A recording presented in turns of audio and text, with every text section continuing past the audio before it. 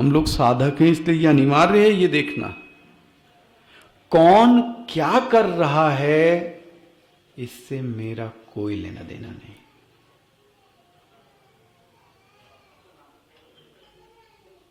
कौन क्या कर रहा है यह आपका कार्य नहीं है। पड़ोसी क्या करता है, वो कहाँ जाता है, ये किससे मिलता है, ये कितने बजे, ये मेरा कार्य नहीं। साधक को इसमें बहुत इंटरेस्ट आने लगता है। क्या चीज? दूसरा क्या कर रहा है। अरे लोग तो प्रवचन को भी इसलिए अपना बोलते हैं कि ये तो दूसरे के लिए बोला जा रहा है। मूर्ख व्यक्ति, ये तुम्हारे लिए बोला जा रहा है। फिर तुम कब सुधरोगे? क्योंकि सब ज्ञान किसके लिए हो गया? दूसरे के लिए। तो तुम्हारे लिए क्या रह गया? तुम तो खाली हाथ आ गए दोना लेके। तुम कब अपने लिए सुधार करोगे? इसी का नाम तो अध्यात्म है। दूसरे में सुधार करना, दुखी हो जाओगे क्योंकि आशाएं बढ़ेंगी हमारी, तो स्वयं का लेवल नीचे ले आएंगे, हम दुखी नहीं होंगे। ये मुझे सम्मान नहीं देगा, ये हमने पहले से ही सोच लिया।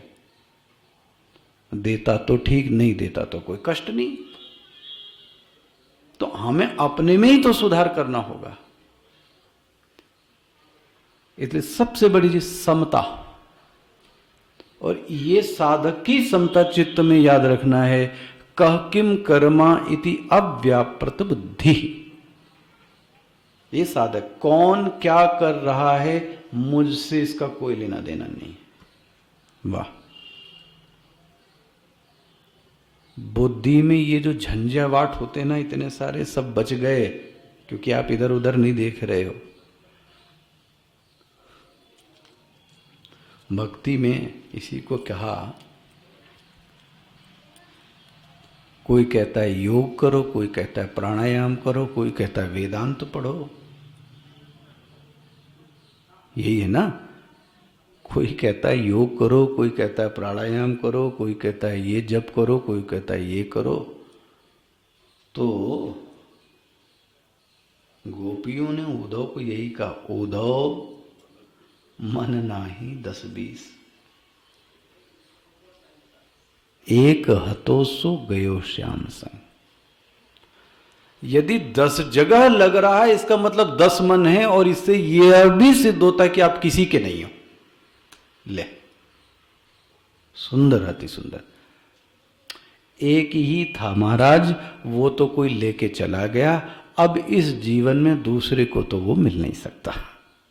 एक हतो सो गयो श्याम संग, ले गया कोई। अब तुम कौन किसको बता रहे हो कि प्राणायाम करो और जप करो और तप करो? जो गोपी कहती जो मन था वो तो श्याम सुंदर लेके चले गए। अब कुछ नहीं हो सकता यहां। उद्धव को लौटा दिया गोपियों ने। अगर एक बार कोई विद्या आपके दिमाग में आ जाए, कोई ज्ञान अच्छा, तो मेरा तो ऐसा अनुभव हो कि अब आप दूसरे की ओर व्यक्ति कभी, यही किसको क्यों इतना मैं लंबा करूं, यही दिखाता है कि आपका वर्ण हुआ कि नहीं हुआ। यही तो वर्ण की निशानी है। मैं कहाँ पढ़ रहा था, ये अथाथो ब्रह्म जिज्ञासा ब्रह्म सूत्र में, तो जो अतः शब्द है वो यही दिखाता है कि अन्यत्र शरणम अपश्यन। अब वह जो मन है वह कहीं किसी की शरण में जाता ही नहीं है, उसने एक को पकड़ लिया, इसी का नाम वर्ण। पत्नी ने किसी एक पुरुष को पकड़ लिया, उसका नाम वर्ण है। ऐसा नहीं कि और लोग अच्छे नहीं हैं, अच्छे हैं, लेकिन मैंने किसी एक का क्या कर लिया, वर्ण। वर्ण मतलब अन्यत्र शरणम नहीं देखता। लोग मर गए ऐसा नहीं है, लोग अच्छे नहीं है ऐसा नहीं है। जैसे मैं कभी अपने में व्यक्तिगत कह रहा हूं, हो सकता है कि मिशन में बहुत और अच्छे लोग हों, महात्मा हो सही होंगे, लेकिन अगर हमारा मन स्वामी जी को दे दिया तो अब ये मन दूसरे को, वर्ण की बात है, जिसको लग गया तो लग गया, वरना आप क्या लॉयल रहे फिर? साधना में भी लॉयल नहीं रह गए, व्यवहार में तो है ही नहीं, यहां पे भी लॉयल्टी चली गई हमारी, तो कहीं के नहीं रह जाएंगे। ये साधना शास्त्र भी ये देखता है कि इसने मेरा वर्ण किया, हाँ कि नहीं। आत्म चैतन्य की प्राप्ति मैं आपसे कह दूं मात्र वर्ण से ही होती है, इसके अलावा कतई कोई साधन नहीं है जिससे आत्मा की प्राप्ति हो सके। आत्मा न प्रवचनेन लभ्यः न मेधया न बहुना श्रुतेन यमे वैश्रवृणते तेन लभ्यः आत्मा विवृणते तनुगम स्वाम। साधु के लिए भी बोल दिया। महाराज जी आप बहुत अच्छे प्रवचन करते हो, आपका बहुत नाम है, आप बहुत सुंदर पढ़ाते हैं। श्रुति कहती है आत्मा न प्रवचनेन लभ्य, कुशल व्याख्यान से आत्मा की प्राप्ति नहीं हो सकती, श्रुति कह रही है। देखो इतना स्पष्ट कहां मिलेगा? श्रुति कह रही आत्मा न प्रवचनेन लभ्य। कोई सोचता है कि प्रवचन करके आत्मा की प्राप्ति कर लेंगे, महाराज जी कभी नहीं हो सकती, कतई नहीं हो सकती। तो इससे होगा क्या? हाँ? विवेक चूड़ामणि में बोला गया भोक्तये न तो मुक्तये। शब्द जाल महाजाल, ये जो शब्द का जाल है, इससे एक चीज होगी कि आपकी विद्वता की तारीफ हो जाएगी, लोग बोलेंगे बड़ा नॉलेजेबल पर्सन। अच्छा उससे होगा क्या? भोक्तये, भोक्तये मतलब भोग प्राप्त हो जाएगा, कुछ चीजें मिल जाएंगी, लेकिन न तो मुक्तये। ज्ञान विज्ञान तृप्त आत्मा नहीं होगा ये, क्योंकि इसके अंदर तृप्ति नहीं आएगी। और शब्द कहां तृप्ति देने वाला है? शब्द का अर्थ तृप्ति देता है। ओहो क्या बोलूं आपसे। मैं तो ये भी कह दूं कि वेद भी तृप्ति नहीं दे सकता, ले, क्योंकि आपके मुंडक उपनिषद में वेद को भी शब्द राशि कहा गया है। देखो जरा, उपनिषद खुद ही आपको बोल रही है कि वेद तो शब्द राशि है। दो प्रकार की विद्याएं, एक पराविद्या और एक अपरा विद्या। तो ये जो वेद है ये क्या है? हाँ, ये अपरा है। अरे बोले तो फिर बचा क्या? जब वेद ही अपरा हो गया तो परा क्या बचा? बोले वेद के शब्दों का जो अर्थ है वो परा है। वाह, ओम तो परा, ओम तो अपरा है, ओम तो शब्द है, राम तो शब्द है, कृष्ण तो शब्द है, शिव तो शब्द है। इस शब्द का जो अर्थ है वो, हाँ, वो तृप्ति देगा। हमको तृप्ति इसीलिए नहीं मिलती क्योंकि हम शब्द को जानते हैं, शब्द के अर्थ का स्फुरण चित्त में नहीं होता। यह कोशिश होवे कि शब्द के अनुसार चित्त में वैसी वृत्ति बनकर, हाँ अब टेक्निकल बोलें तो वृत्ति व्याप्ति और फल व्याप्ति, ये दो चीजें हैं। शब्द की वृत्ति बने और शब्द की वृत्ति फल के रूप में आपको पहुंचा दे।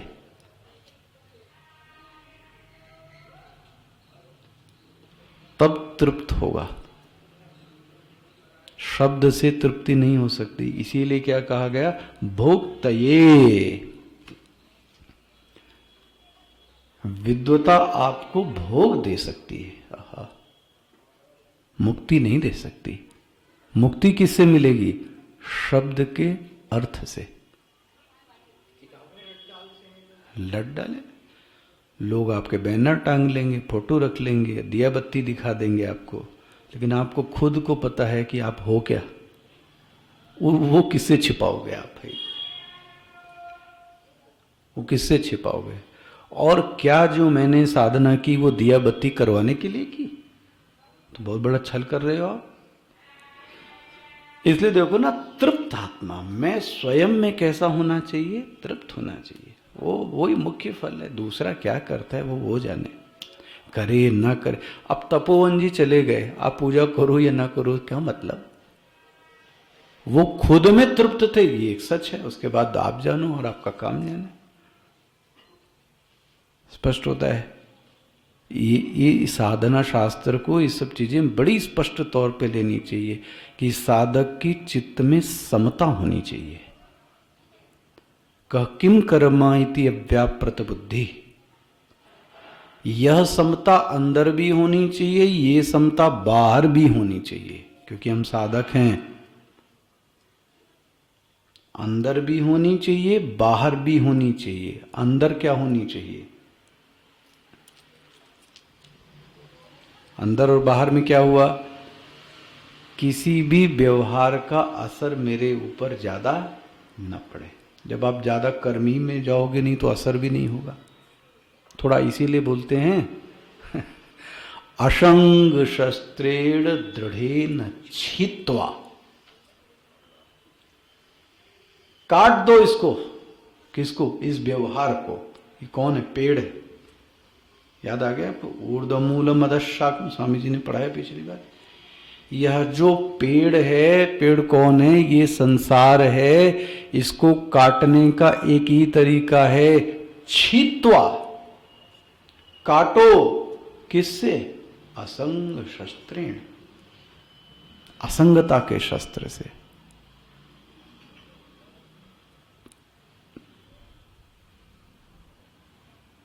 तो अंदर तो ऐसी असंग की स्थिति होवे, बाहर जड़ जो वस्तुएं हैं उनका भी प्रभाव मेरे ऊपर ना पड़े।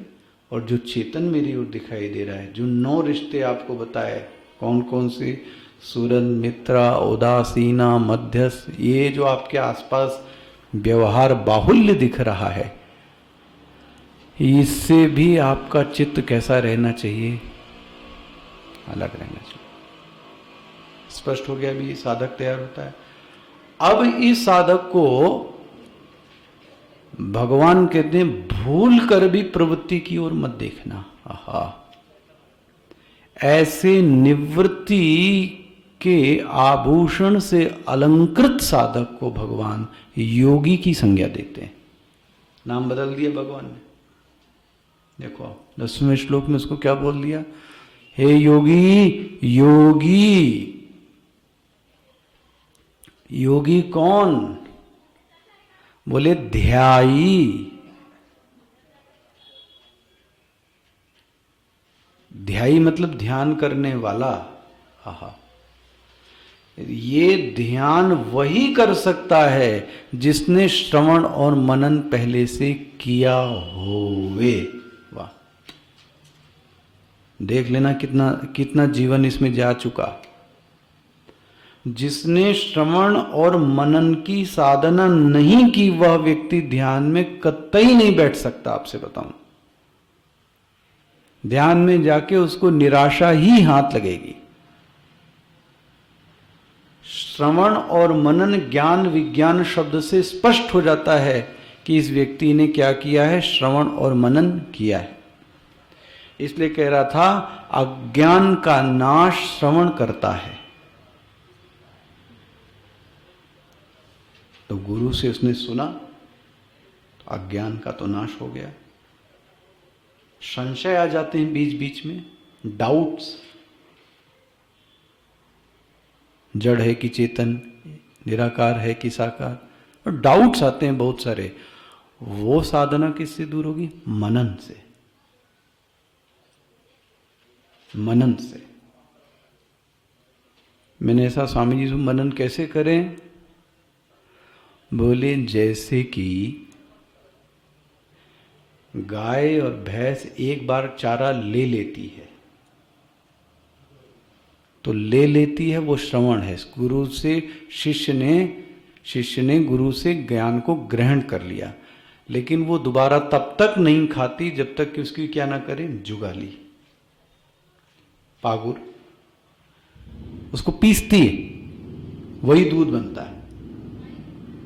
वो जो गुरु से सुना है ज्ञान, उसको साधक को बैठते उठते मनन करते रहना चाहिए।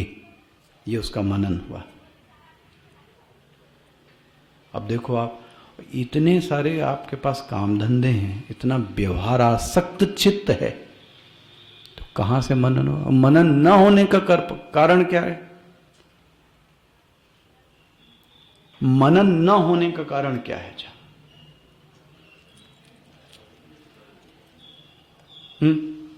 पहला है श्रवण का अभाव। जिसका श्रवण ठीक से नहीं हुआ उसका मनन नहीं हो सकता। फिर क्या पढ़ा पाएंगे इसको हम? अच्छा, श्रवण किसको कहेंगे?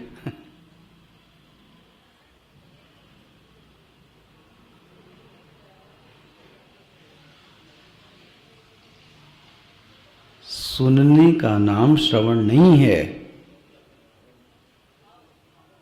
तात्पर्य अवधारणम इति श्रवणम।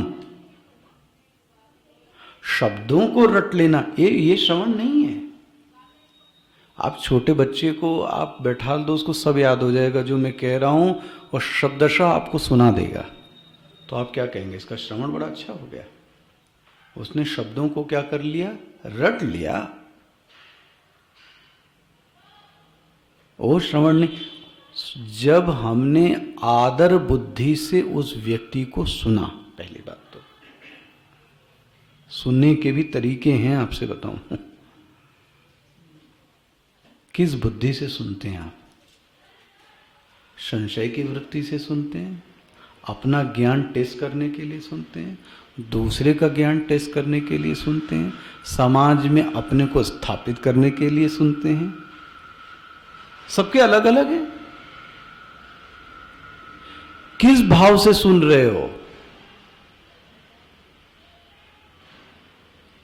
यदि जिज्ञासा के भाव से, श्रद्धा की भाव से, आदर से सुना जा रहा है, और सुने हुए उन चीजों में तात्पर्य को व्यक्ति ले रहा है, ये तात्पर्य को ग्रहण करने को श्रवण कहते हैं। शब्द के रटने को श्रवण। इसलिए आप कतई मत सोचिए कि श्रवण में आपको शब्द रट जाएं। राम अगर मुंह में ना आए तो कोई बड़ी बात नहीं है, लेकिन राम का अर्थ अगर आपको दिखता है वो बड़ी बात है। दुनिया के लिए राम शब्द महत्वपूर्ण है, स्वयं के लिए राम का जो अर्थ है वो महत्वपूर्ण है। तो वो आपको खिलता है तो बस ठीक है।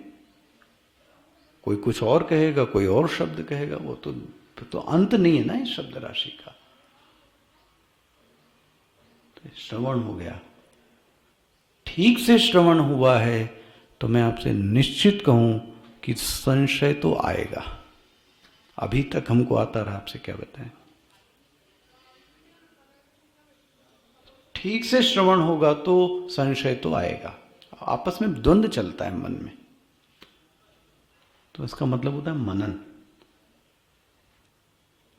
मनन जब पूरा हो जाए तब एक आखिरी सबसे बड़ी बाधा है साधक की, उसको बोलते हैं विपर्य।